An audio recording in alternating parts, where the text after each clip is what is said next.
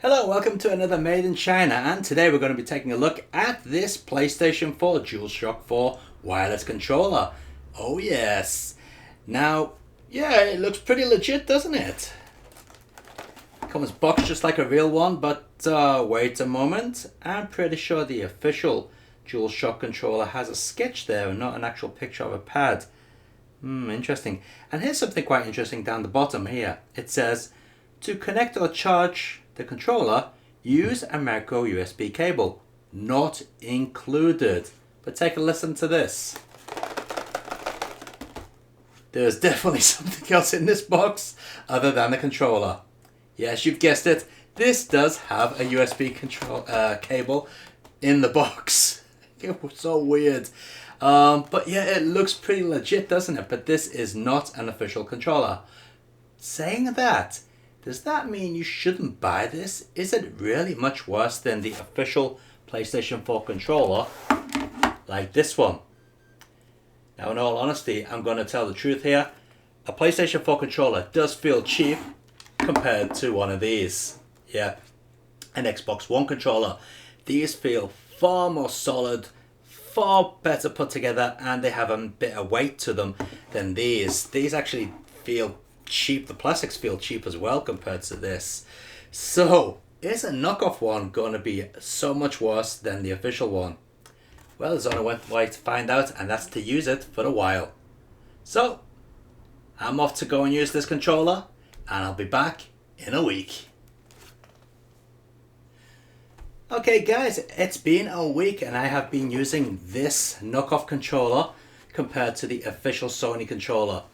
Now, first thing I can tell you is that this one does feel a lot, well, not a lot, but it does feel a bit lighter than the official controller. Not that much lighter, mind you. The plastics also feel different. Now, the plastics on the official controller are a lot smoother. These feel a little bit rougher. But that's not such a bad thing. It has quite kind of a nice texture to it. The buttons themselves feel almost on par with the official controller. No difference there. The D-pad though is a whole different thing. That feels cheap and nasty. It kind of has a hollow feeling to it. It just feels like it's not connected on the inside. Whereas the official controller does feel a little bit more substantial, but again, not that good to be honest as far as D-pads go. The triggers, yeah, they are very good. In fact, I would say the triggers on the knockoff controller are pretty much in same quality terms as the official controllers. The only thing that's different is the top here is slightly different material. The material on the official controller does have a slight softer feeling to the touch, whereas on the knockoff controller it's a little bit more firm, but again, that's not such a bad thing. Now, they both have the speaker inside and they both pretty much sound the same when it comes to speaker quality. The touchpads, well, yeah, again, same thing. They feel exactly the same, and I must say that the responsiveness on this fake one feels just as good as the responsiveness on the official controller. So again, no problems there. Yeah, now taking a look at the lights on the back of the controllers is a slightly different thing to consider. Now, as you can see, this one's not powered up now because I've been using this one again. As you can see, the knockoff controller has a slightly different hue to the LED, but it does get just as bright as the official controller, and it can dim just as well as the official controller as well. No difference there. And one thing I also noticed is that both controllers do shine the light through this part of the touchpad here. I don't know if you can see this on the video. Let me just turn off the lights. Okay, now you can see the difference in the hue of the LED. This one is a little bit brighter, or a little bit whiter I should say. But you can also clearly see that they both shine through the exact same location on the actual touchpad, which makes me think that both of these are using the same touchpad from the same factory. Okay, lights back on. Now, as for the triggers, yet again, they feel almost the same as the official controller. In fact, The only difference is the official one has a slight texture on them, whereas this knockoff pad has the texture, but it doesn't seem to be as pronounced. But that's not such a bad thing again. I mean, it still feels fairly good.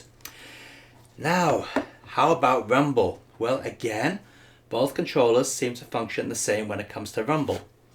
Connectivity, as you can see, both controllers have the same connective port at the front. No difference whatsoever.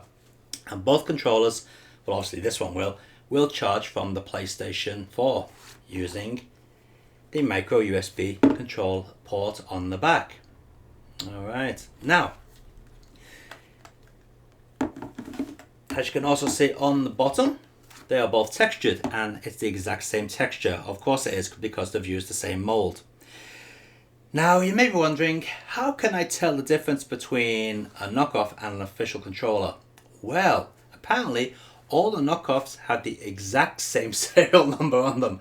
So if your knockoff has this serial number, I'll put it on the bottom of the screen down there so you can see it properly, then you know it's a knockoff controller. Also, you'll notice that on the back of the controllers, the Sony logo is slightly different. The logo on the official controller is a little bit bigger, and on this knockoff controller it is slightly printed on an angle. But then again, that is a minute detail. Okay, now, here's the thing. How much does this cost and how much does this cost? Well, here's the price. The official controller costs this much. The knockoff controller costs this much. Do you really think that this controller is worth so much more than this one? Well, after using this one for a week, I'm not so sure.